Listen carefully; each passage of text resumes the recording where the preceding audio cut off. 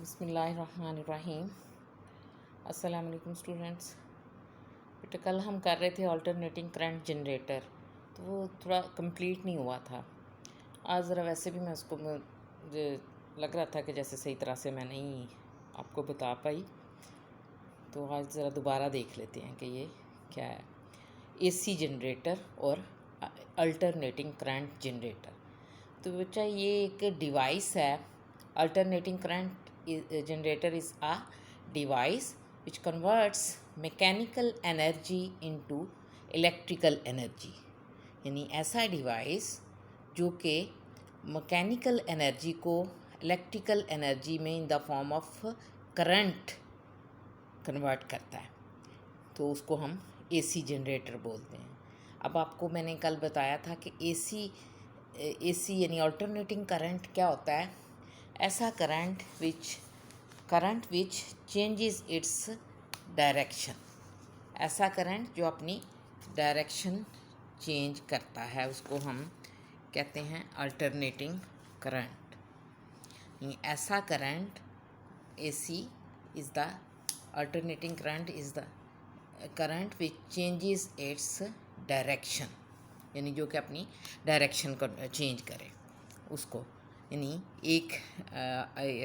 पूरे साइकिल के दौरान एक दफ़ा अगर वो पॉजिटिव होता है यानी मैक्सिमम होता है और पॉजिटिव होता है, नेक्स्ट क्वार्टर साइकिल के बाद वो ज़ीरो हो जाएगा। फिर वो अगले क्वार्टर साइकिल के दौरान थर्ड क्वार्टर में वो नेगेटिव साइड पे मैक्सिमम होगा, लेकिन नेगेटिव होगा, उसकी पोलैरिटी चेंज हो जाएगी। और उससे अगले यानी लास्ट क्वार्टर में वो अगेन ज़ीरो पे आ जाता है। यानी स्टार्ट में ज़ीरो होता है, फिर मैक्सिमम हो जाता है, पॉजिटिव मैक्सिमम पे होता है, फिर उसके बाद ज़ीरो हो जाता है, फिर नेगेटिव मैक्सिमम पे होता है, और then again becomes to zero. तो इस तरह के करंट को हम अल्टरनेटिंग करंट बोलते हैं, जो कि अपनी direction current which can change its direction is called alternating current. तो अब ये इसके बाद बताते हैं कि इसका अल्टरनेटिंग करंट जनरेटर का इन जो ऐसा जनरेटर जो कि ये करंट जनरेट करता है, जो कि करंट बनाता है, उसका प्रिंसिपल क्या है। It works under the principle of electromagnetic induction. यानी इसमें इलेक्ट्रोमैग्नेटिक इंडक्शन का प्रिंसिपल यूज़ होता है।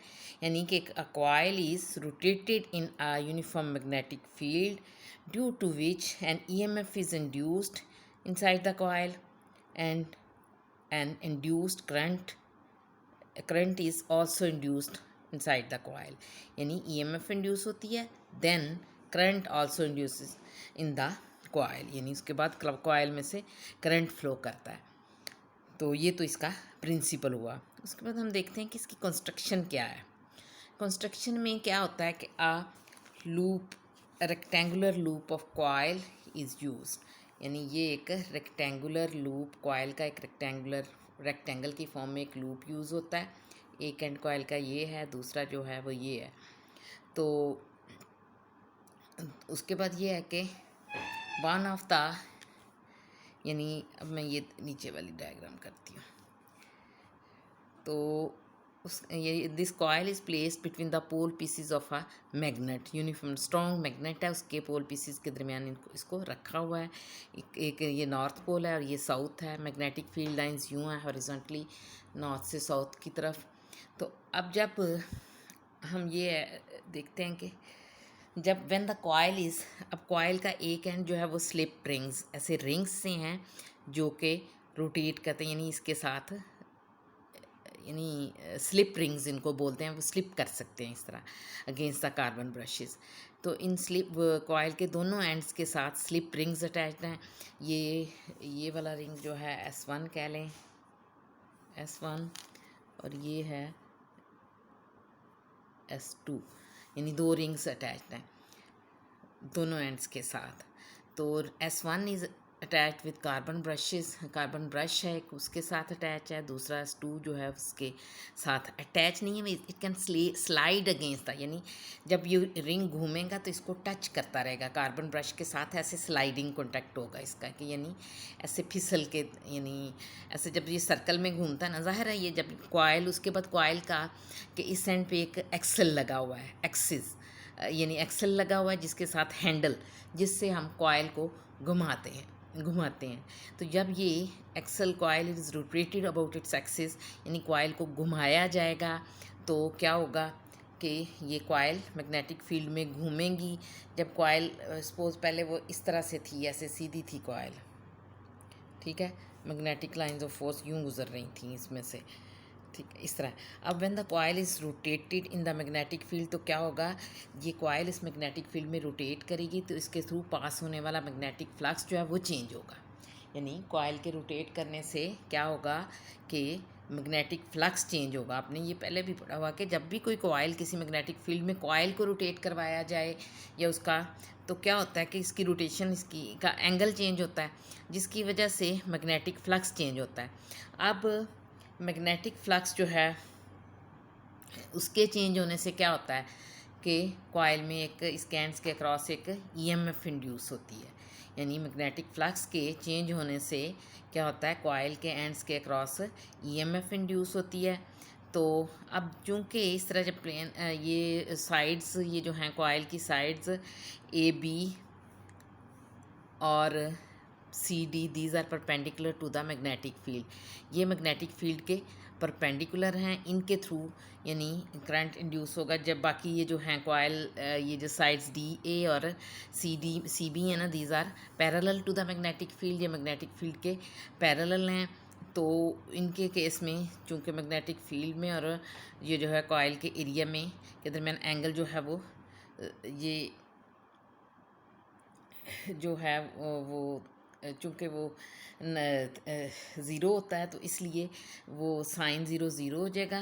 तो मैग्नेट इंड्यूस्ड ईएमएफ, चूँकि हमारे पास है ना कि इंड्यूस्ड ईएमएफ, जब कोई भी कंडक्टर सपोज वो A B, it is rotated in the magnetic field, तो उसके एंड्स के अक्रॉस ईएमएफ इंड्यूस होती है। तो that in EMF is equal to किसके बराबर होती है, जिस वेलोसिटी के साथ वो मूव कर रहा है इस मैग्नेटिक फील्ड में, वो velocity multiplied by strength of the magnetic field, यानी is E A B is equal to V B L sine of theta, इसके इक्वल होती है इंड्यूस्ड ईएमएफ जो है, या वी एल क्रॉस बी यूँ कह लेते हैं।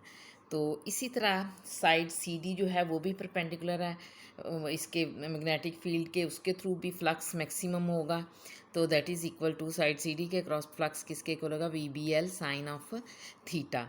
नो ये दोनों साइड्स की लेंथ बराबर है, दोनों एक जैसी साइड्स हैं, तो उनके क्रॉस, दोनों के क्रॉस जो है ईएमएफ जो है वो सेम होगी। Induced EMF across sides D A and A B will be same, will be equal, and यानी इन दोनों साइड्स के क्रॉस ईएमएफ जो है वो इक्वल होगी, लेकिन साइड सी बी और डी ए के क्रॉस इंड्यूस्ड ईएमएफ जो है वो ज़ीरो होती है। तो टोटल ईएमएफ जो है इंड्यूस्ड इनसाइड द कॉयल, इस कॉयल के अंदर जो है ना, टोटल इंड्यूस्ड ईएमएफ वो किसके इक्वल होगी, EMF induced across the sides A B and C D, उनके दोनों के सम के इक्वल। तो which will be equal to V B L sine of theta, यानी ए बी के क्रॉस जो है वो V B L sine of theta, वो ही बराबर है सी डी के क्रॉस ई एम एफ के, that is also equal to V B L sine of theta. तो ये दोनों ई एम एफ्स को हम ऐड करेंगे तो हमारे पास आ जाएगा two V B L sine of theta, यानी E M F induced E M F across the sides of the coil will be equal to V B L sine of theta.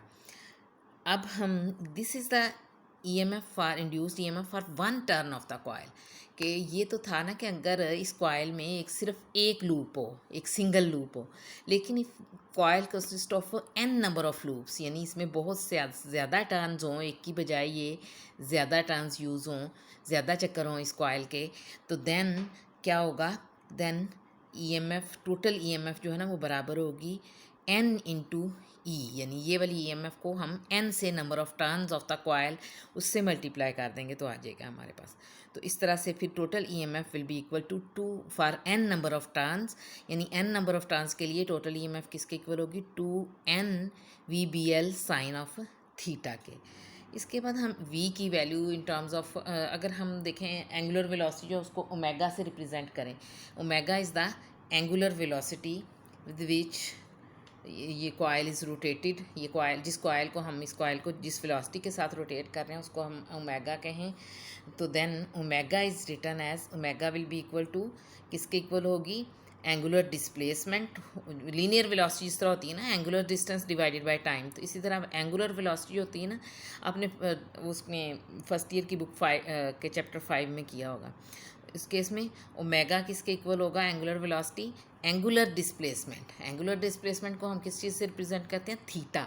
Theta is the angular displacement. तो उसको time से divide कर दें तो हमारे पास आ जाती है angular velocity omega. So omega is equal to theta by t, and theta is equal to, यहाँ से थीटा की वैल्यू निकालिए इस इक्वेशन से, तो आ जाती है omega into T, omega into T. तो theta is equal to omega T के इक्वल होगा, यानी थीटा किसके इक्वल होगा, किसके बराबर होगा, ओमेगा टी के, यहाँ ओमेगा टी के। अब थीटा की ये वाली वैल्यू हम ये इसमें पुट करते हैं, ये साइन थीटा वाली इस वाली इक्वेशन में थीटा की जगह ओमेगा टी पुट करेंगे, और two N V B l वी की जगह आर ओमेगा पुट करेंगे। वी की जगह लीनियर वेलोसिटी में और एंगुलर वेलोसिटी में हमारे पास एक रिलेशन होता है v is equal to are omega. ये भी अपने फर्स्ट ईयर के चैप्टर नंबर 5 में ये किया था, एंगुलर मोशन वाले चैप्टर में लीनियर वेलोसिटी और एंगुलर वेलोसिटी के दरमियान रिलेशन निकाला था। तो ये हो जाएगा v is equal to are omega इसके इक्वल। तो अब v की ये वाली वैल्यू और थीटा की ये वाली वैल्यू हम इक्वेशन नंबर ये जो ईएमएफ वाली इक्वेशन में पुट करेंगे, तो हमारे पास ईएमएफ इज इक्वल टू आ जाएगी 2n, v की जगह हम लगाएंगे r omega, B L sine of theta की जगह क्या लगाएंगे, ओमेगा टी। यानी इन दोनों इक्वेशंस को v is equal to are omega और theta is equal to omega T को इस इक्वेशन नंबर, इसको बेशक 1 कह लें, इसमें आप यूज़ करेंगे इक्वेशन नंबर 1 में, तो आपके पास आ जाएगा e is equal to 2n r omega l into sine omega t इसके इक्वल। तो अब आप ये करेंगे कि अब आप साइन ओमेगा टी जो है ना, ये इक्वेशन क्या शो कर रही है कि ये देखें 2 भी कांस्टेंट है, n भी कांस्टेंट है। अब ये जो है r क्या चीज़ है, radius of the circular path जिसके अलॉन्ग ये कॉइल घूमती है, उस पाथ का रेडियस। तो 2r जो है वो ये टोटल ये साइड ऑफ द कॉइल के इक्वल आ जाता है, ये रेडियस। ये इतना यहाँ से ये सेंट्रल एक्सिस से a तक, पॉइंट a तक ये है r, और टोटल d से एक साइड की लेंथ टोटल बन जाती है r प्लस r। इस तरफ भी तो r है ना और इस तरफ भी r, तो ये 2r हो जाता है। तो 2r इंटू l, ये जो हम इसके बाद इसमें इसकी वैल्यू लगाते हैं,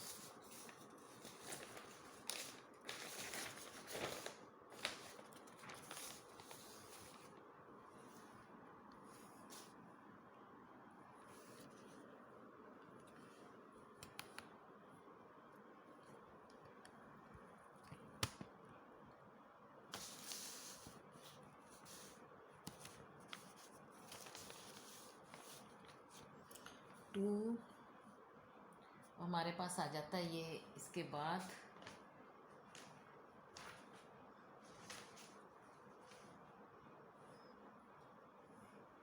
ये आ जाता है e is equal to n omega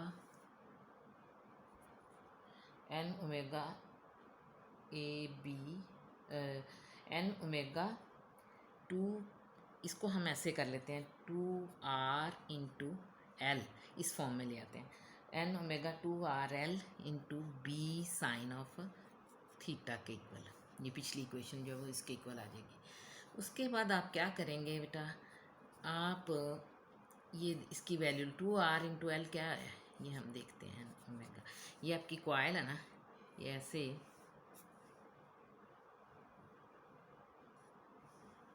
rectangular coil, ये थोड़ा चौड़ा करना है, इसकी ये भी साइड आर है, इतना हिस्सा भी आर है और ये भी आर है, तो 2r हो गया इसकी विड्थ, यानी width of the coil is equal to 2r, वो 2r के इक्वल आ गई, यानी width of the coil is equal to 2r और l क्या है, इसकी लेंथ, इस कॉइल की लेंथ। तो विड्थ इंटू लेंथ क्या आ जाता है, एरिया ऑफ द कॉइल। तो इसकी जगह पर 2r इंटू एल की जगह हम a लिखेंगे, एरिया, और b जो है strength of the magnetic field है, इंटू साइन ऑफ थीटा, इसके इक्वल आ जाएगा बी एन। तो हमारे पास क्या आ गया, N omega A B sine of theta, इसके इक्वल ई एम एफ जो है। तो so E is equal to, अगर हम ये चीज़ क्या शो करती है कि E will depends upon sine theta, sine theta की वैल्यू पे डिपेंड करती है, क्योंकि ओमेगा ए और बी जो हैं, ये ओमेगा ए बी ये चीज़ें ये कांस्टेंट हैं। तो हमारे पास फिर E depends upon sine theta. तो व्हेन साइन थीटा मैक्सिमम होगा तो E will be maximum, E maximum हो गया। साइन थीटा की मैक्सिमम वैल्यू क्या है, साइन थीटा मैक्सिमम कब होता है, जब ये 1 के इक्वल हो, और उस केस में थीटा किसके इक्वल आता है, 90 डिग्री, यानी जब plane of the coil is parallel to the magnetic field हो, और उस पे उस वक्त उस पे उसके एरिया की डायरेक्शन जो है ना, वो एरिया में और मैग्नेटिक फील्ड के दरमियान एंगल जो है वो 90 डिग्री होता है उस वक्त। तो उस वक्त ये जो E M F induced E M F है ना, वो मैक्सिमम वैल्यू होती है उसकी। तो ई मैक्सिमम को अगर हम ई नॉट के इक्वल ले लें तो देन ई मैक्सिमम, यानी ये वाली साइन थीटा की जगह आप 1 पुट कर दें यहाँ, तो इसी में ये ई जो है वो ई मैक्सिमम के इक्वल आ जाएगा, और उसको हम ई नॉट कहते हैं। This will be equal to n omega A B के इक्वल आ जाएगा साइन थीटा, चूँकि हमने कहा कि 1 के इक्वल है, when theta is equal to 90 degree, sine theta will be equal to 1, इस ई नॉट के इक्वल आ जाएगा। तो सो वी कैन राइट, इस तरह से हम इस इक्वेशन को इस इक्वेशन नंबर 2 में यूज़ कर लें। इक्वेशन नंबर 3 आ गई हमारे पास, ये using equation number 3 in equation number 2 हमारे पास क्या आ जाएगा, इक्वेशन नंबर 2 क्या है, E is equal to n omega A B, n omega A B किसके इक्वल है, ई नॉट के, उसकी जगह हम ई नॉट लिख दें, ये जो आया ना इसके इक्वल, तो इसकी जगह ये यूज़ कर लें, ई नॉट साइन ऑफ थीटा। तो सो ई एम एफ जो है हमारे पास किसके इक्वल आती है, E is equal to E not sine theta. तो साइन थीटा को हम जो है साइन थीटा की जगह हम ओमेगा टी भी लिख सकते हैं। तो so E is equal to E not sine of, ये पहले से ही ओमेगा टी लिखना था, तो this is equal to sine omega t, इसके इक्वल है। तो ये है, this is the equation for induced EMF, ये इंड्यूस्ड ईएमएफ के लिए इक्वेशन है। अब इसी इक्वेशन को अगर हम डिफ्रेंशिएट करें तो हम we can find out current, यानी आई किसके इक्वल होता है अकॉर्डिंग टू फेराडेज लॉ। अब वो ये इंड्यूस्ड ईएमएफ हो तो आई किसके इक्वल होता है, ई बाय आर के equal, I is equal to E over R. इस पूरी इक्वेशन को आर से डिवाइड कर दें रेजिस्टेंस ऑफ द कॉइल से, तो हमारे पास क्या आ जाएगा, ई इज इक्वल टू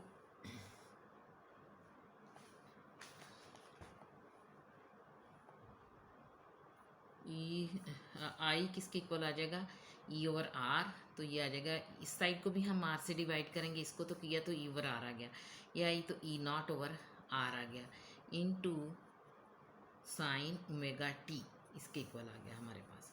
तो हम लिख सकते हैं कि I is equal to E not over R, क्या होगा, मैक्सिमम करंट। अगर E nought maximum E M F है तो उसको हम रेजिस्टेंस से डिवाइड करेंगे तो हमारे पास ये चीज़ क्या आ जाएगी, मैक्सिमम करंट। तो ये we can write this equation, I is equal to E not over R की जगह हम आई नॉट लिखेंगे, maximum current into sine of omega t, ये है करंट की इक्वेशन। तो ये हम इस इक्वेशन को लेते हैं आगे, तो ये करंट की इक्वेशन है। तो अब हम क्या करते हैं कि I is equal to I nought sine omega T के इक्वल है। अब जब आप देखें, अब हम इसका ग्राफ आगे इसमें आपको समझाती हूँ कि अगर हम टाइम और इसके करंट के दरमियान ग्राफ प्लॉट करें जनरेटर, तो टाइम और करंट के दरमियान ग्राफ प्लॉट करें तो वो कुछ ऐसा होता है, इस तरह से आता है। इसको समझने के लिए आप देखें कि ये है, सपोज ये एक्स एक्सिस के अलॉन्ग आप टी ले लेते हैं, T is along x axis, time T, तो वो एक्स एक्सिस के अलॉन्ग है। और इसी तरह जो है करंट है उसको लें along y axis, I is along y axis लें। तो देन हम देखते हैं कि किस तरह से करंट कैसे चेंज होता है with the rotation of coil. अब ड्यूरिंग जब वो जितने टाइम के दौरान ये कॉयल अपनी एक रोटेशन कंप्लीट करती है, लाइक दिस होगा ना, सपोज ये है आपके पास कॉयल, तो पहले यूँ इनिशियली वो ऐसे थी, अगर ज़ीरो फ्लक्स गुजर रहा है उस वक्त इसमें से, उस वक्त करंट भी ज़ीरो है। अब ये रोटेट करके ऐसे होगी, यानी थीटा एंगल रोटेट की, तो उस वक्त फ्लक्स जो है वो इंक्रीज़ होगा ज़ीरो से, और इस तरह से करंट भी चूँकि फ्लक्स के प्रोपोर्शनल होता है वो भी इंक्रीज़ होगा। फिर कॉइल यूँ हो जाती है, तो उस वक्त एंगल जो है वो 90 डिग्री हो जाता है जो है इसके दरमियान, तो उस वक्त मैक्सिमम फ्लक्स गुजरता है इस तरह से। जब कॉइल रोटेट करते करते फिर अगेन पैरेलल हो जाती है, फ्लक्स फिर ज़ीरो हो जाता है, तो करंट ज़ीरो हो जाता है।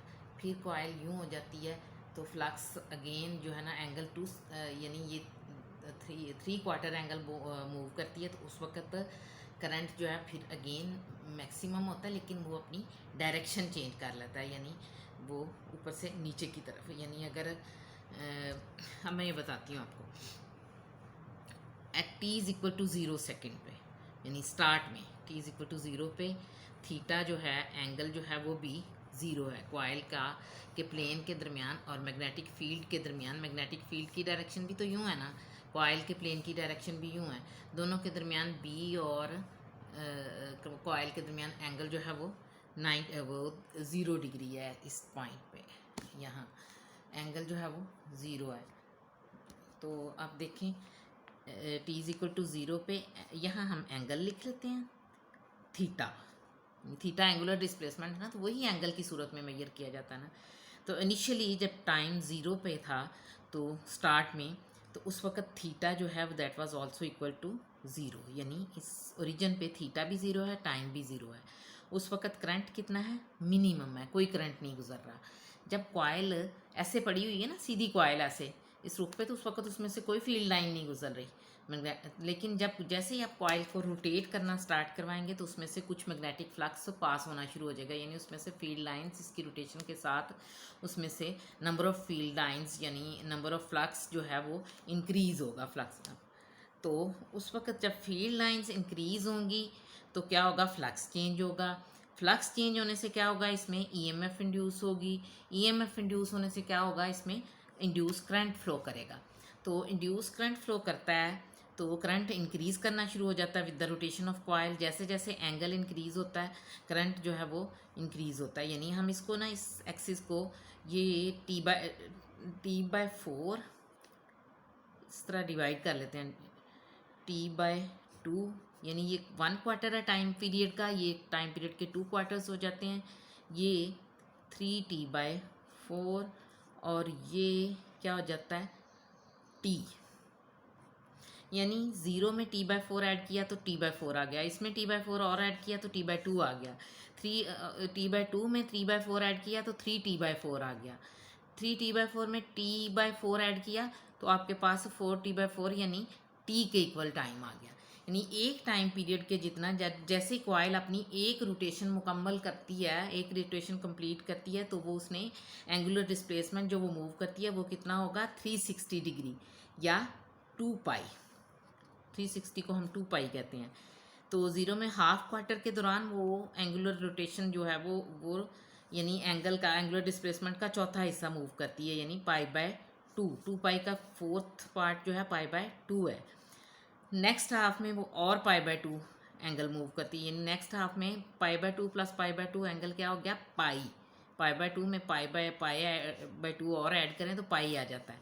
इस तरह पाई में फिर अगेन एक और क्वार्टर ऐड करें π/2 तो वो आ जाता है 3π/2 इस तरह। और फिर इसमें π/2 ऐड करें तो वो आ जाता है 2 पाई, यानी 360 डिग्री।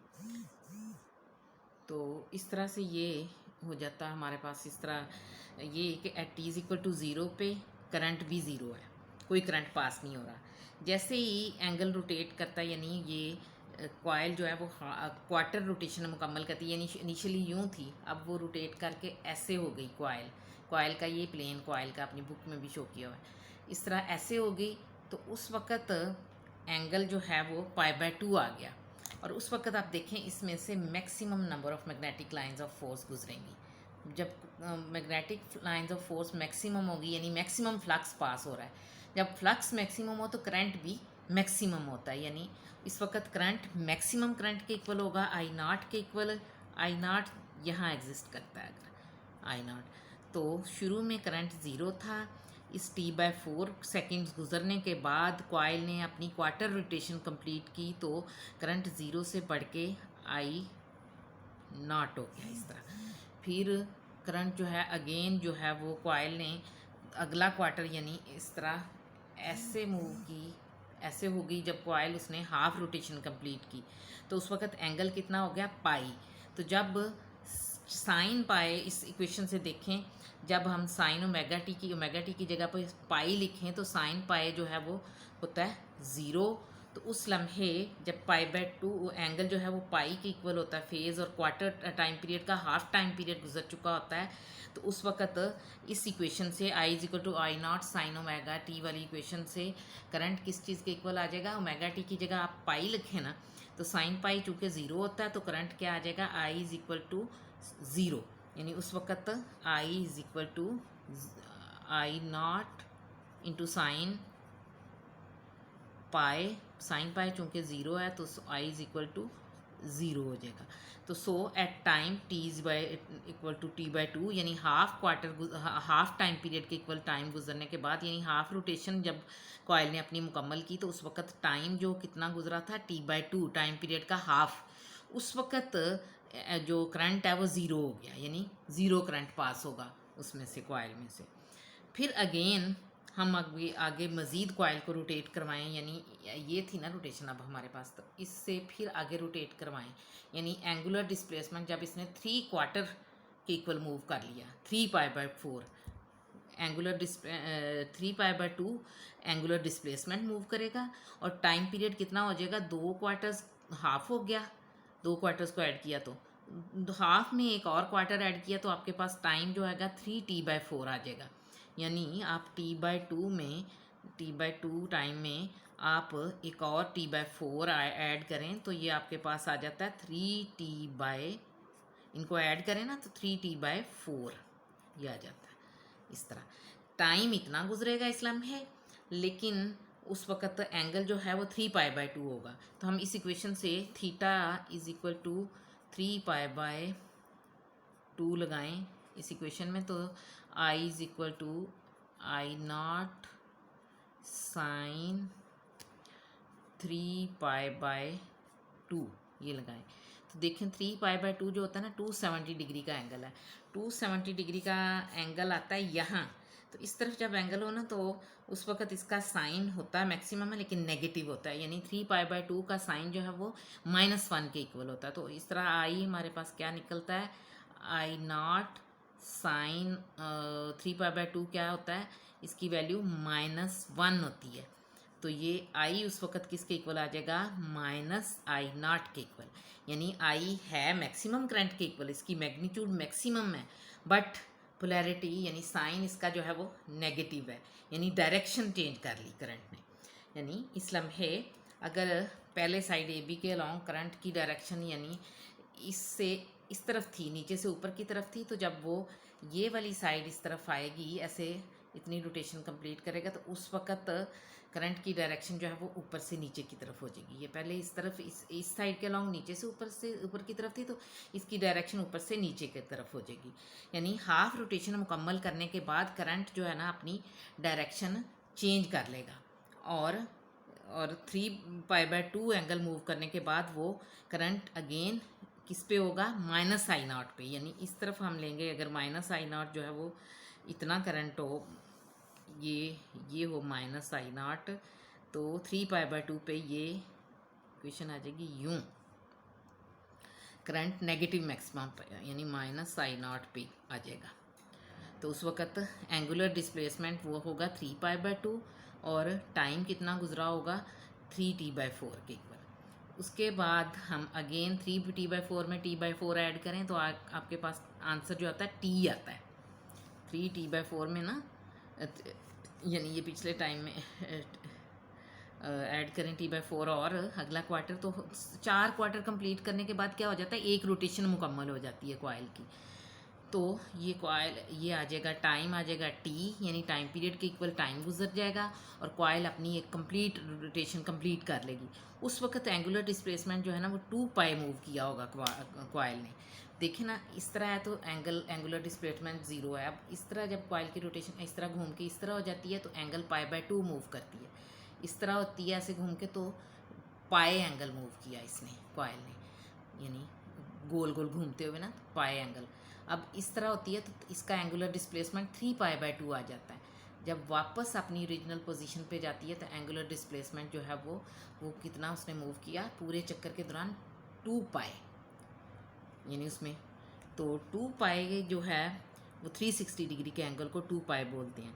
तो इस तरह 3 पाई/2 पे उसका जो है वो I=-I0 के इक्वल था। इसके बाद 2 पाई के एंगल मूव करने के बाद हम देखते हैं यहाँ I=I0 साइन ओमेगा टी से I=I0 साइन, हम अब ओमेगा टी की जगह पे एंगल की जगह पे 2 पाई लिखेंगे।